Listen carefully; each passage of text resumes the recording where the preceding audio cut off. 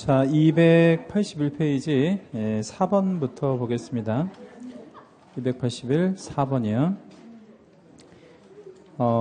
부동산 거래 신고에 관한 법률 틀린 거 1번. 도시 및 주거환경 정비법 요거 나오는 거 입주권이라 그랬죠? 입주권 매매계약 신고해야 되는 게 맞고 2번 문항에다가 우리 따로 별표를 좀 하나만 해주세요. 아주 좋은 유형의 문항인데요. 공인중개사 법령상 중개대상물에 해당한다고 하여. 그다음 밑줄 한번 적어볼까요? 중개대상물. 뭐 예를 들자면 임목을 한번 적어볼까요? 임목. 자, 임목이라는 게 중개대상물인가요? 네. 예. 근데 그게 해당한다고 하여 모두 신고 대상이 되는 것은 아니잖아요. 신고 대상 다시 밑줄 하시고 신고 대상은 세 가지밖에 없잖아요. 토지, 건축물, 지위. 예, 요거밖에 없잖아요. 그러니까 이제 임목은 뭐지만 뭐는 하지 않아요. 중개대상물이지만 신고하지 않는다. 예, 이렇게 정리하시면 되겠죠. 좋은 지문입니다. 그러니까 중개대상물과 신고대상물은 다를 수 있다는 거. 3. 부동산 거래 신고를 받은 신고관청은 그 신고 내용을 확인한 후에 신고인에게 거래계약 신고 필증을 지체 없이 발급, 거기 지체 없이에다가 채색하나 해주시고, 이게 원래는 즉시였는데 2년 전에 개정이 되면서 지체 없이로 바꾼 겁니다. 우리가 이제 상식적으로 생각을 한번 해볼게요. 신고필증을 즉시 발급하는 게 맞을 것 같아요? 아니면 지체 없이 발급이 맞을 것 같아요? 예, 지체 없이 발급이 좀 합리적인 표현이겠죠? 예. 즉시 발급은 좀 너무 좀 그렇잖아요. 뭘 좀 확인해보고 줘야 되는 건데. 4번. 거래 신고를 하려는 개공은 거래계약 신고서에 서명 또는 날인을 하여 사무소 소재지. 이거 틀렸네? 사무소 소재지 아니고 물건 소재지, 부동산 소재지, 물건 소재지 쪽에다 해야 되는 게 맞습니다. 5번.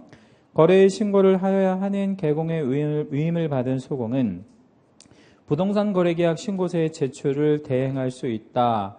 제출 대행 가능합니까? 네. 예, 거기 제출 대행에다가 밑줄 하나만 해주시고요.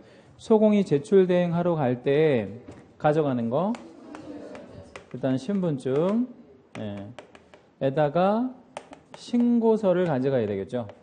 신고하러 가는 거니까. 여기서 신분증은 누구 거? 소공 거. 개공 거는 안 가져간다. 예. 그리고 이제 소공이 대행하는 거는 방문 신고만 아니면 전자적 신고까지. 방문 신고만. 전자적인 것은 이제 확인할 방법이 없잖아요. 소공이 했는지 뭐 누가 했는지 방법이 없으니까 확인할 가능성이 없으니까. 자, 5번은 신고 시 신고 사항이 아닌 것은 이렇게 물었는데 뭐 이런 식의 문제가 나온다면 당황하지 마시고요.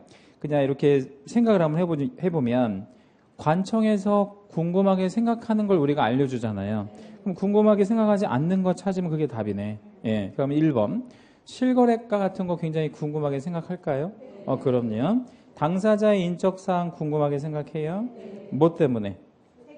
그래야 이제 과세를 하죠. 누가 팔고 누가 사는지는 알아야 되니까. 3번의 계약일, 중도금 지급일, 잔금 지급일 다 신고사항인데 특히 계약일 같은 거를 알아야 얘가 신고를 제대로 했는지 뭐 늦게 했는지 알 거 아니에요. 그런 거 당연히 궁금하게 생각할 거고, 그 다음에 이제 부동산의 소재지, 지번, 지목 이런 거를 알아야 과세하죠. 특정해야 되니까. 근데 5번은 전혀 관심 없는 항목이 하나 들어갔네. 확인 설명서 며칠 날 줬는지 관심 없잖아요. 네, 5번이 답입니다. 6번 문제 별표 하나 해주시고 굉장히 좋은 문제입니다. 부동산 거래 신고 제도와 다른 신고 제도의 관계를 설명한 것인데 틀린 것 찾으래. 1번. 신고하면 무엇 받은 것으로 본다. 거민. 거민 의제. 2번. 주택법상의 주택거래 신고를 한 경우 주택거래 신고에다가 밑줄을 좀 하나만 해주시고요. 주택거래 신고 없어졌습니다. 폐지된 제도인데 시험에 나올 수 있어요. 왜 이게 나올 수 있냐면 워낙 오래된 제도이기도 하고, 그리고 이제 지금 정부에서 이거 다시 만지작거리는 게 뭐냐면 다시 부활시키겠다. 뭐 이제 자꾸 집값 올라가면 뭐 그게 이제 마지막 카드가 요 주택거래 신고인데 현재는 없어요. 현재는 뭐가 없다고요? 주택거래 신고 제도는 없습니다. 그럼 주택거래 신고 제도가 뭐냐면 15일 안에 신고하게끔 만드는 거를 주택거래 신고라 그래요. 우리 부동산 거래 신고는 며칠 안에 신고하죠? 60일. 그리고 이거는 15일짜리 신고 내용인데 이게 없단 말이에요. 지금 폐지가 됐어. 그러니까 2번이 무조건 틀린 거지 뭐. 없는 제도를 언급했으니까 없어진 제도입니다. 3번.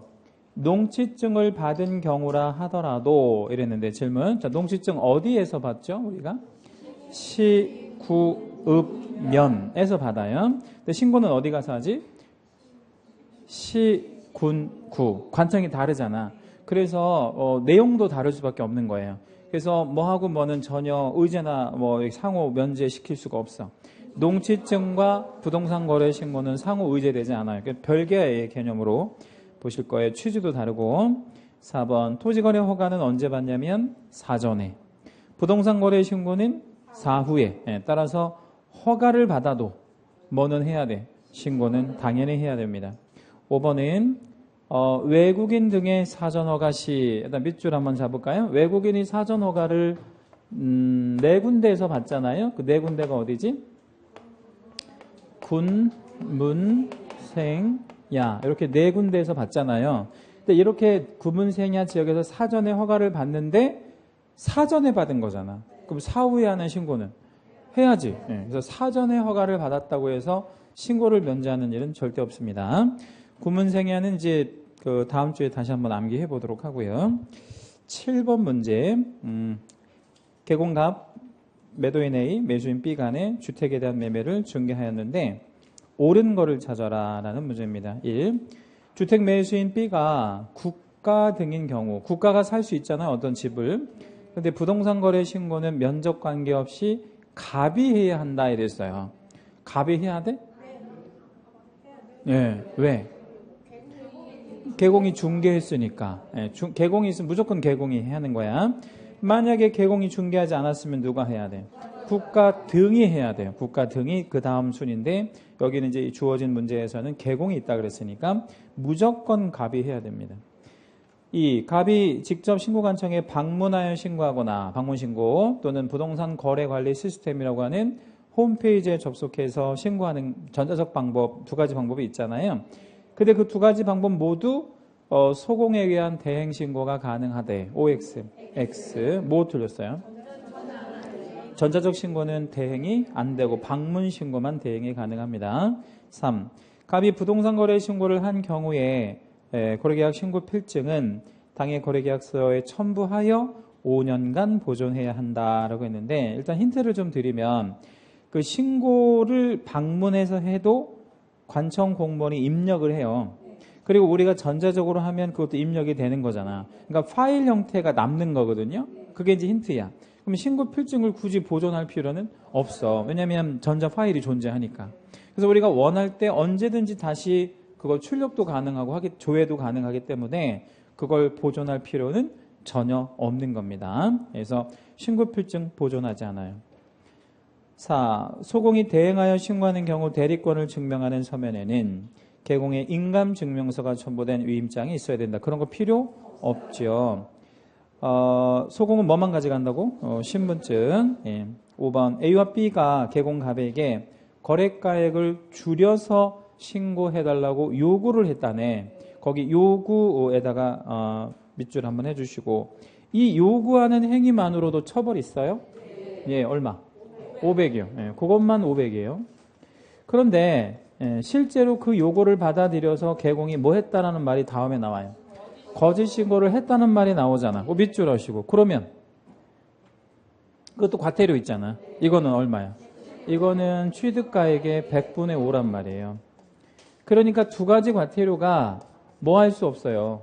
동일할 수가 없는 거지. 요구하는 행위는 500만 원 이하고 거짓으로 하게 되면 100분의 5니까 전혀 같지 않단 말이에요. 참고하면 둘 중에 어느 게 더 센 거예요. 이게 훨씬 센 거지. 부동산은 보통 억 단위 대부분 넘어가니까 뭐 억만 넘어가? 10억, 뭐 100억, 1000억 이렇게 넘어가는 거니까 이 100분의 5면 때에 따라서 몇백억이 될 수도 있는 거죠. 엄청난 과태료를 받을 수 있는 겁니다. 그 동일한 처벌을 받게 된다는 건 틀렸습니다. 8번 문제는 문제 맨 앞에 주어가 뭐라고 돼 있죠? 거래 당사자가 그 주어에다가 채색 하나만 해주세요. 요것 때문에 이제 풀 수 있는 문제죠. 요거가 중요한 거니까. 그러면 당사자가 신고할 사항이 아닌 거라고 했잖아요. 아닌 거. 그럼 정답은 1번이지 뭐. 왜? 개공이 없다는 뜻이니까.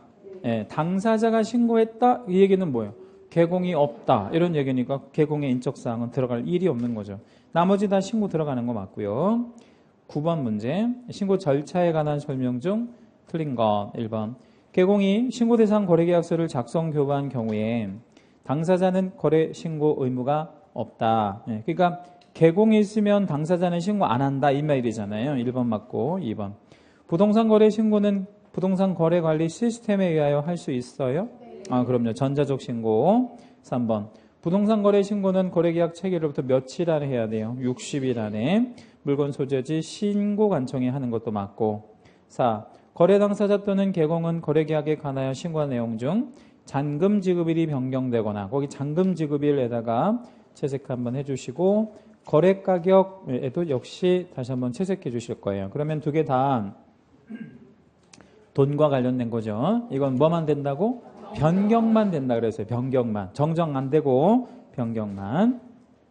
이건 왜 변경만 시켜주는 거냐면 우리가 거래를 할 때 다른 건 몰라도 뭐만큼은 다 확인하고 계약해요. 돈만큼. 그러니까 이거는 잘못될 일이 없다고 보는 거예요. 대신 이제 그 잔금 날짜가 좀 텀이 길면 폭등하거나 폭락할 수 있잖아요. 그럼 조금 뭐 할 수도 있어. 조정될 수도 있잖아. 그거는 인정해주겠다는 거. 변경은 해주겠다. 정정은 말도 안 되는 얘기고. 5번. 거래계약 신고서에는 일단 계약일이 꼭 들어가야 되겠죠. 며칠 날 계약했는데 며칠 날 신고 들어오느냐. 이런 거 확인해야 되니까. 실거래 가격 당연히 기재해야 되겠죠. 중도금, 잔금 언제 나갔는지 당연히 기재해줘야 됩니다. 거기서 이제 중도금은 큰 의미는 없는데 잔금 날짜는 또 뭐랑 관련이 되냐면 등기 신청 의무 날짜하고도 관련이 되거든요. 거기 잔금일에다가 밑줄 한번 해주시고 잔금일로부터 며칠 안에 등기해 가야 되죠? 60일 안에. 그거 안 하면 제재가 있단 말이에요. 제재. 어떤 제재 있지? 몰라요? 없어지지 않았는데. 과태료 없어졌다고? 세법에 있지 않나 그러면? 세법에? 세법에. 네, 그럼 세법으로 답변해 주세요. 그럼 등기법 없어졌습니다.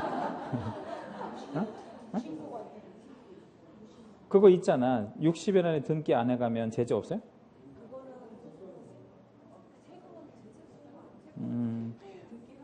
이게 원래 취득세 5배 이하의 과태료가 있거든. 네, 그래서 그거 다음 주에 한번 물어보고 저한테 얘기해 주세요. 그것도 없어졌는지. 60일 안에 등기를 안 해가면 취득세 5배 이하의 과태료가 있거든. 그거 다음 주에 물어보시고 답변해 주시라고 저한테. 저 알기로는 있는 걸로 알고 있거든요. 두 선생님한테 물어봐야 돼. 등기랑 세법이랑. 예, 각각 물어보시라고. 아, 등기 없어졌어요? 예, 그럼 세법 선생님만 물어보시던가. 예. 근데 과태료가 있긴 했을 것 같아요. 왜냐면 60일 안에 등기 안 하는 놈한테 제재 안 한다는 거 말이 안 되지. 그렇죠? 예. 그렇잖아. 예. 그래서 5년 이상 안 하면 그 명의 신탁으로 보는 제도도 있고 그런 거 있단 말이에요. 그러니까 한번 물어보시라고. 근데 그거는 있잖아요. 60일 안에 등기를 해가야 되는 제도는 있잖아. 그렇죠. 안 해가면 제재 있는데 그거 한번 물어보세요. 등기 시간에. 10번. 부동산 거래 신고에 관한 내용으로 틀린 것은 1번. 개공이 거래계약서를 작성 교부한 때 개공이 신고를 해야 한다라고 했는데 개공이 중개한 거잖아 이거. 당연히 개공이 신고해야지. 2번. 부동산 거래 신고를 받은 신고관청은 그 신고 내용을 확인한 후에 신고 필증을 신고인에게 7일 안에 교부해야 된다. 지체 없이 교부 7일까지 하면 안 되겠죠. 3번. 거래 당사자는 개공으로 하여금 거래 내용을 거짓된 내용을 신고하도록 요구해서는 안 해야 된다. 이 요구만으로도 500과태료. 예. 4번. 거래 대상 부동산 등의 종류, 계약 대상, 면적 이건 신고사항이다 라고 했는데 신고사항이죠. 어떤 물건을 거래했는지 면적은 얼마인지 당연히 알려주라는 얘기고 5번 세무관서의 장은 신고관청으로도 통보받은 신고사항을 근데 거기까지 해서 좀 잠깐 설명을 드리면 신고는 세무관서의 장이 받아요? 신고관청이 받아요? 신고관청이에요. 근데 그 결과를 세무관서의 장에게도 알려준다는 거야. 왜냐하면 이게 과세자료니까 어차피. 해서 그거를 국세 또는 지방세 부과를 위한 과세 자료로 활용할 수 있다. 세무관세장은 국세, 신고관청은 지방세, 어떤 뭐 부가 관청이니까 과세 자료가 되는 거죠. 11번 토지 매수하면서 신고하는 경우에 관한 설명 중 옳은 것 이렇게 물었습니다. 1번 이 신고는 탈세 및 투기를 방지하기 위한 것이므로 관할 세무서에 신고해야 된다. 아니고 시군구에 가서 신고해야 되잖아요. 그러면 앞부분에 있는 탈세와 투기 방지하기 위한 것이므로 요거는 맞아요? 예, 그건 맞아. 그래서 국세 아니고 지방세 과세관청이잖아요. 누가? 시군구가. 예, 그래서 이거는 지방세를 탈세하는 이런 것들을 막기 위해서 신고를 받게끔 하는 거죠. 이 개공이 거래계약서를 작성 교부한 경우에는 거래 당사자가 이 신고를 하면 개공의 신고 의무가 없다라고 했는데 2번은 말도 안 되는 소리를 써놓은 거예요. 이게 왜 말이 안 돼? 무조건 개공이 해야 돼. 근데 개공이 있는데도 불구하고 당사자가 신고를 하면 안 된다고. 왜 안 되냐면 개공이 신고를 안 한 거니까. 이때 개공은 500과태료를 받게 됩니다. 왜? 개공이 신고 안 했으니까. 그렇게 되는 거죠. 그래서 개공이 중개했음에도 불구하고 안 했다? 무조건 500과태료. 3. 외국인 등은 신고서 작성 시 대한민국 국민과 달리 매수 용도를 표시해야 한다라고 했는데 3번 맞았어요. 누구만 용도를 쓰면 된다고? 매수인만. 왜 외국인만? 왜 외국인만 용도를 쓰냐면 외국인한테는 부동산을 왜 사는지 이렇게 물어보는 신고가 외국인 취득 신고가 있는데 부동산 거래 신고를 하면 외국인 취득 신고를 안 할 거잖아요. 그러니까 부동산 거래 신고할 때 왜 사는지 물어봐야지. 그래서 그거 왜 사는지 주관식으로 아마 쓸까요? 아니면 이렇게 객관식으로 체크할까요? 객관식 체크 방식으로 이렇게 돼 있어요. 그래서 뭐 주거용이다, 사업용이다, 이런 식으로 이렇게 체크하는 날인데 거기다 체크하는 식으로 되어 있습니다. 요거는 누구만 그렇다고요? 외국인만. 한국 사람은 그런 거 안 적어요. 4. 신고서 기재사항에는 실거래 가격과 기준 시가가 포함되어야 한다. 하나는 맞고 하나는 틀렸습니다. 뭐 맞고 뭐 틀렸어요? 실거래가는 맞아. 근데 기준 시가는 신고할 필요가 없죠. 이유는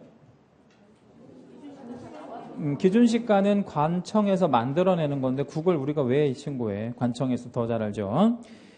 5번 두 개 이상의 부동산을 함께 거래할 때 물건 거래 금액란을 적을 때는 어떻게 적어야 돼요?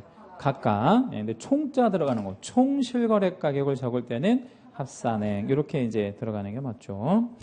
12번 문제 별표 한번 할게요. 어려운 문제일 수도 있고요. 좋은 문제입니다.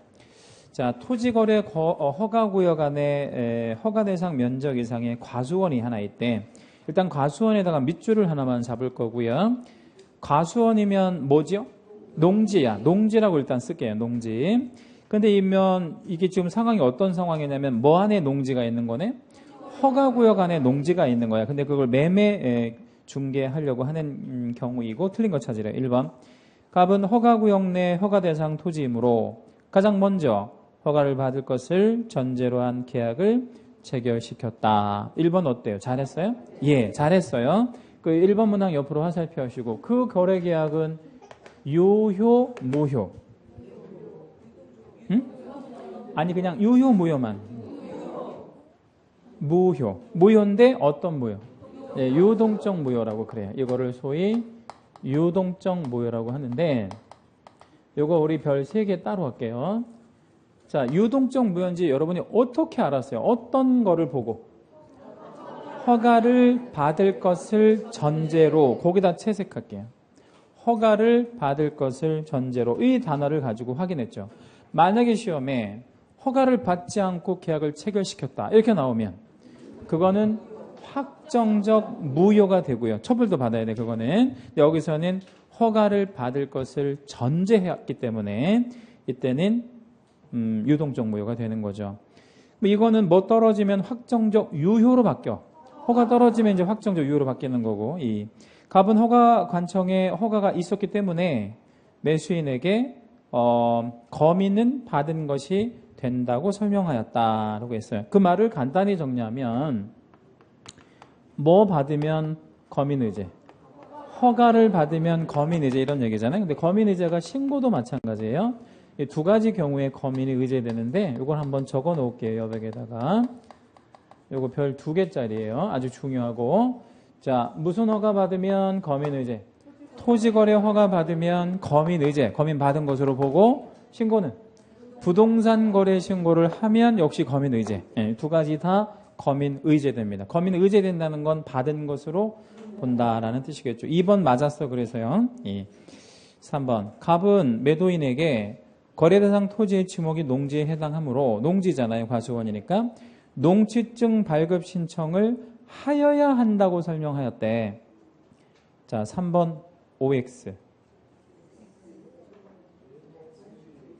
X. 자, 왜 X?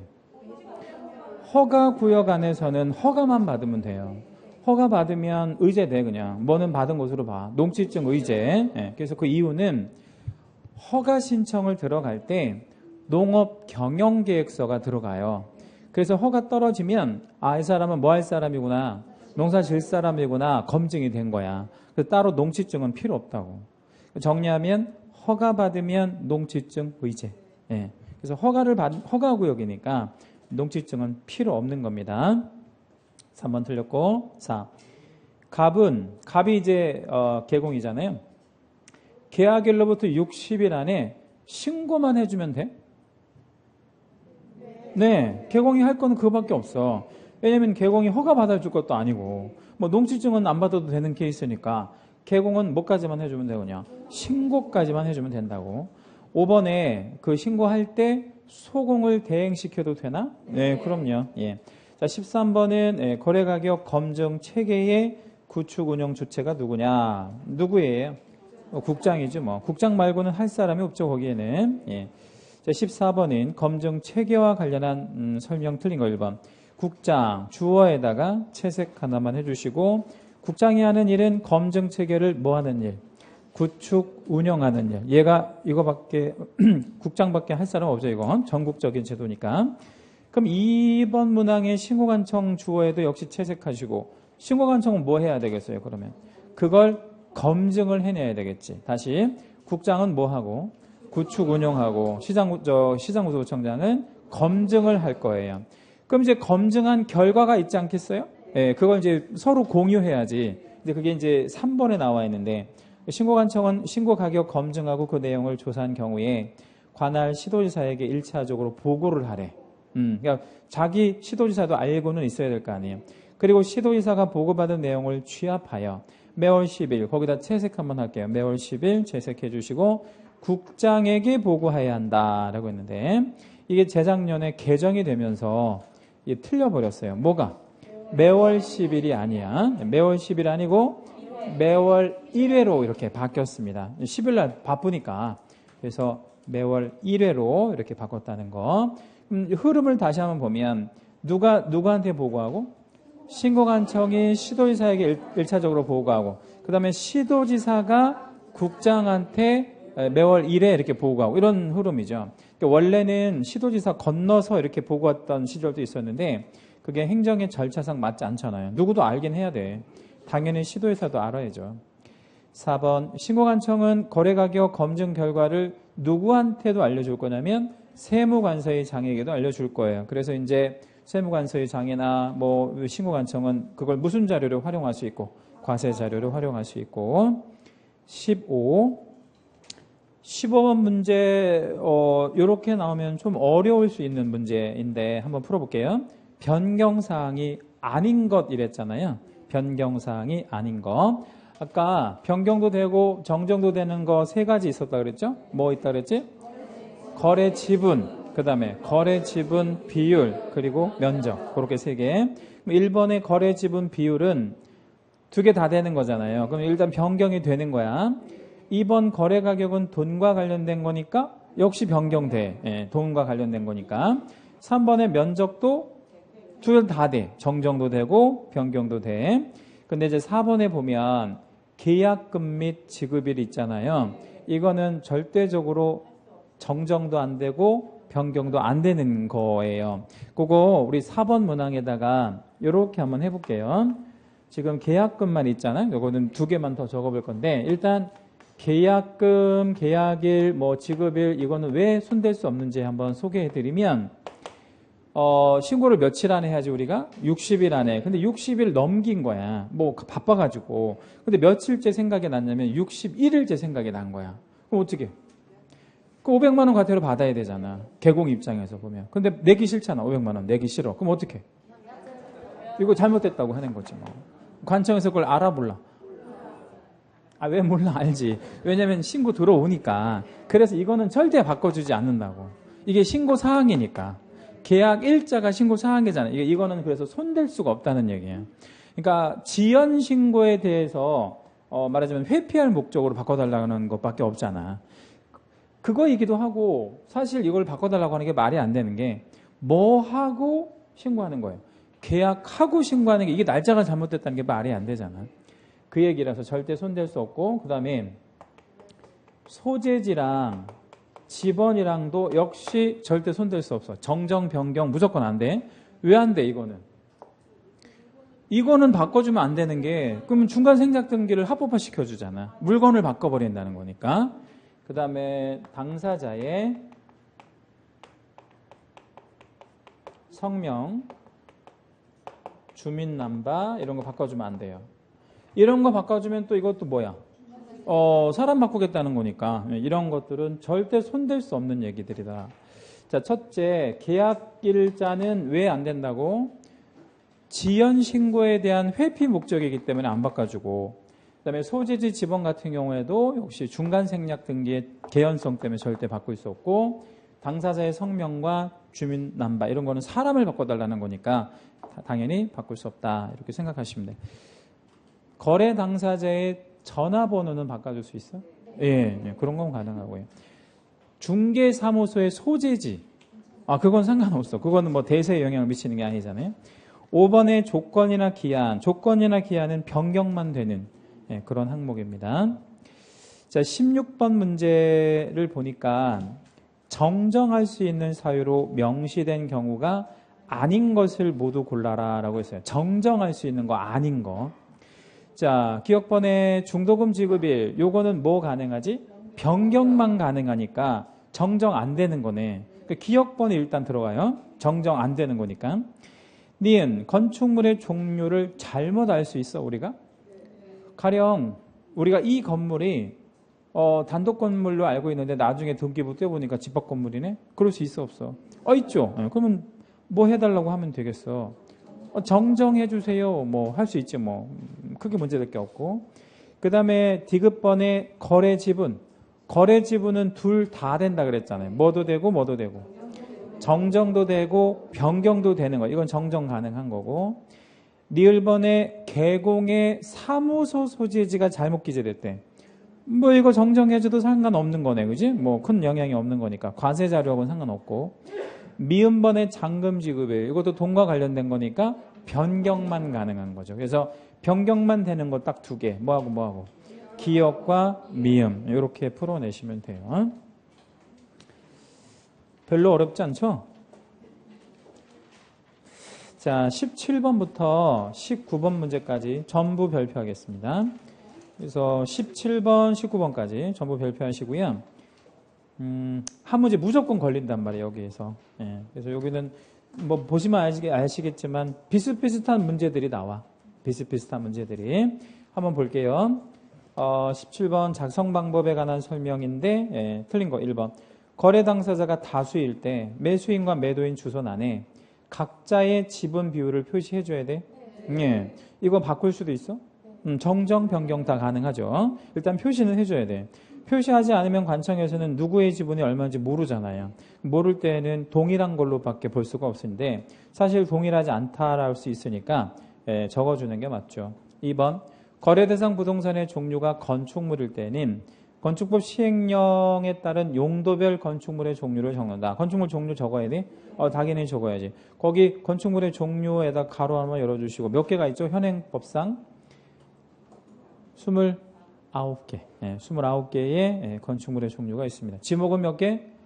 28개. 건축물은 29개의 종류가 있습니다. 3번 거래 대상 면적에는 실거래 계산 실제 거래 면적을 계산하여 적대. 그래야 되겠죠. 집합 건물의 경우에는 무슨 면적? 전용 면적만 적을 거예요. 근데 공용 면적까지 합산하여 기재한다. 틀렸네요. 요런 게 의외로 시험에 잘 나옵니다. 4번 거래 대상 물건별 거래 가격란. 물건별 거래 가격란에 합산해 적어 각각 적어야 되고요. 5번 개공의 인적사항 등록에 관한 사항을 기재해야 된다. 자, 17번 문제 다시 올라가 볼게요. 문제로 올라가 보면 누가 작성하는 방법이다 이렇게 돼 있어요. 개공이. 그럼 이거는 개공이 있다는 얘기네. 그럼 누구의 인적사항은 써줘야 돼. 개공의 인적사항 써줘야죠. 18번 역시 신고서 작성에 관한 문제인데 옳은 거 찾으랍니다. 1번 거래 대상의 종류가 공급계약 전매계약일 때 물건별 거래가격란이든 총실거래가격란에 무조건 뭐를 붙여야 돼? 부가세를 붙여야 됩니다. 1번 맞았어요? 예, 1번 답이고 2번 계약 대상 면적에는 실제 거래 면적을 계산하여 적대. 건축물 면적은 집합 건물의 경우에는 뭔 면적? 전용 면적을 적어야죠. 그건 틀렸네요. 3. 실거래가가 6억 초과할 때 자금 조달 계획을 신고서에 작성하여 작성 사항에 해당한다. OX. 왜 X? 이게 돈 때문에만 틀린 게 아니고 세 가지 조건이 다 들어가야 돼. 세 가지 조건 초기가일 지구여야 하고 그 다음에 주택 거래여야 하고 그 다음에 3억 초과 3억 이상 3억 이상. 예. 초가 아니에요. 3억 이상이에요. 초과랑 이상은 전혀 다른 거니까.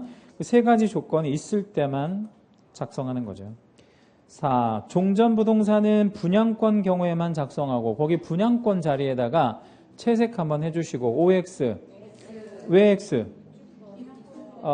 종전부동산은 입주권에만 적어요. 입주권에만 적는다. 네. 주의하실 거예요. 나머지 맞아요. 5번 개공이 거짓으로 신고서를 작성하여 신고할 때 이게 뭔 신고지? 거짓 신고. 거짓 신고하면 500으로 끝나지 않죠. 취득가액의 100분의 5로 가야 됩니다. 19번 문제. 역시 이제 작성했고 신고하는 사항인데 옳은 거 찾으래. 1번 부동산 거래 신고에 관한 법령상 X부동산에 신고 필증을 교부받으면 매수인은 무엇을 받은 것으로 본다? 거민. 맞아요? 예. 이 X가 아파트이래. 주택이라는 거죠. 계약 당사자는 계약 체결로부터 15일 안에 신고하는 제도가 과거에 있긴 있었는데 그거 없어졌다 그랬죠. 주택거래 신고 제도가. 2번 틀렸고. 며칠 안에 신고해야 돼? 60일. 3. X의 실거래가가 3억 원인 아파트래. 실거래가가 3억 원인 아파트래. 주택이라는 거지. 그럼 매수인은 언제나 자금 조달 계획과 입주 계획을 개공에게 제공해야 된대. X. 뭐가 틀렸어? 언제나 틀렸지. 예. 어떤 조건 빠진 거야? 투기 과열 지구라는 말이 꼭 들어가줘야 되겠죠. 투기 과열 지구 안에서만. 4. X가 농지이고 뭐 그럴 수 있죠. 면적이 1000제곱미터가 넘는 경우라도 농지증명 발급 없이 주말 체험 영농용으로 취득할 수 있는 경우가 있다라고 했는데 4번은 두 개가 틀렸어요. 자, 뭐랑 뭐가 틀렸을까요? 1000이 넘으면 일단 주말 체험 영농은 안 되고 또 하나 농지증 발급 받아야 돼. 예. 그 없다라는 건 말이 안 되지. 예. 그 농지법에서 그런 거 하려고 법이 있는 거니까. 1000이 넘으면 주말 체험 영농이 안 되고요. 그리고 무조건 1000이 안 되더라도 농지증은 필요하고.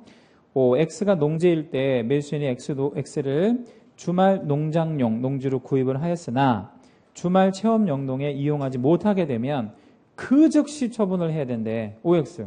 X. 어떻게 즉시 처분해?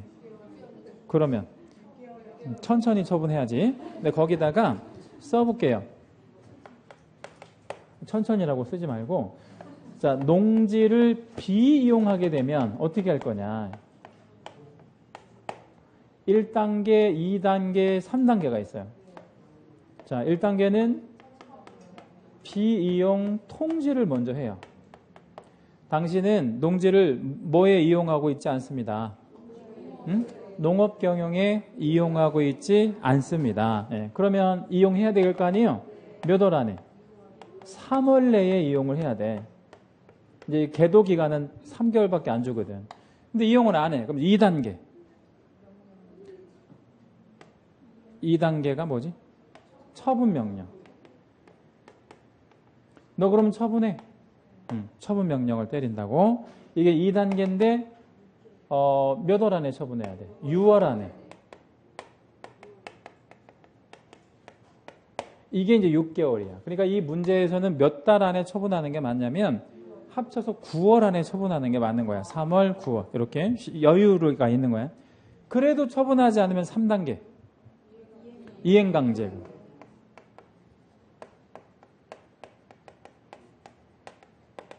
이행강제금은 토지가액의 몇 %? 20%.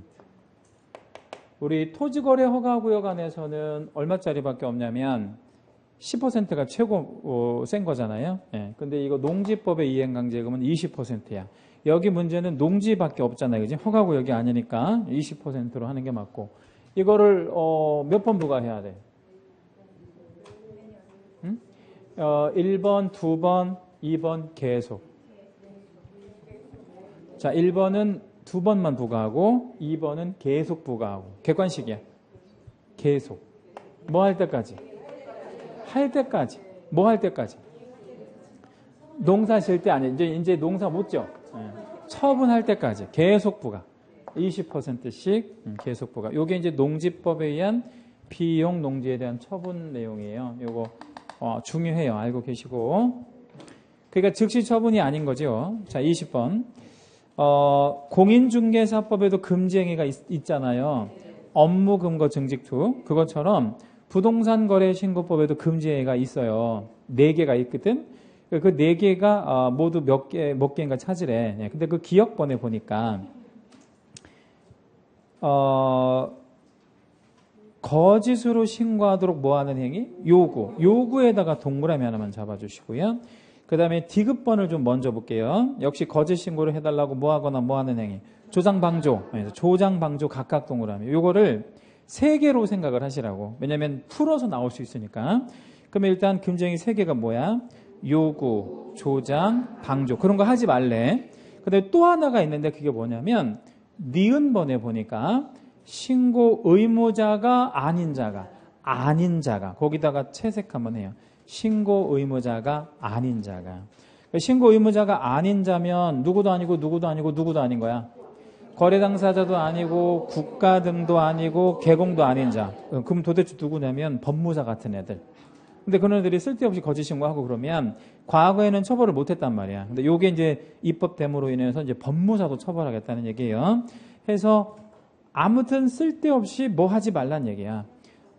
남 거래에 거짓으로 신고하고 그런 거 하지 말아라. 이런 얘기입니다. 그렇게가 금지행위야. 자, 그럼 어떻게 금지행위야? 요구, 조장, 방조, 그 다음에 신고 의무자가 아닌 자가 거짓 신고하고. 그러면 니을번은 금지행위는 아닌 거예요. 왜 니을번은 금지행위가 아니냐면 개공이 중개한 거래에 대하여. 그러면 이건 개공이 당사자잖아요. 얘가 거짓 신고를 했대. 이 니을번을 그러니까 허용한다는 뜻은 아니고 뭐는 아니라는 거예요. 금지 행위는 아니라는 거예요. 물론 니을번도 처벌은 당연히 받아. 그렇지만 뭐는 아니라고? 금지 행위는 아니다. 이런 얘기입니다. 요 20번 문제가 아직 시험에 나온 적이 없어요. 한 번도. 근데 한번 이렇게 나오면 굉장히 좋은 문제가 될 수 있을 것 같아요. 예, 뭐 정도 이해하시면 되겠습니다. 자, 오늘 수업은 여기까지 할 거예요. 여기까지 하고 다음 주에 우리 실무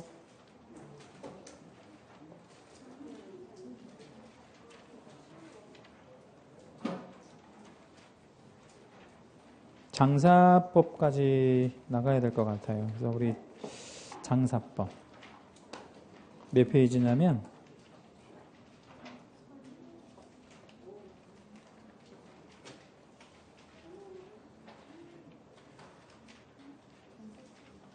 350페이지까지. 예. 350쪽에 25번 문제까지. 예. 350페이지 25번 문제까지. 예. 그렇게 한번 좀 풀어갖고 오십시오. 중간에 뭐 이론들이 많이 있어서 답지가 있어요. 그래서 두껍기는 한데 실제 뭐 이렇게 문제가 많지는 않아요. 그리고 뭐 우리 요즘에는 공부밖에 할 게 없잖아. 그렇잖아요. 그래서 공부하셔야죠. 좀 진도 많이 나가는 이유는 다다음 주 문제가 조금 어려워서 다다음 주 그 막주 이제 문제들이 좀 어려워서 그때 좀 시간을 많이 들여드리려고 해요. 자, 여러분 다음 주에 뵐게요. 수고하셨습니다.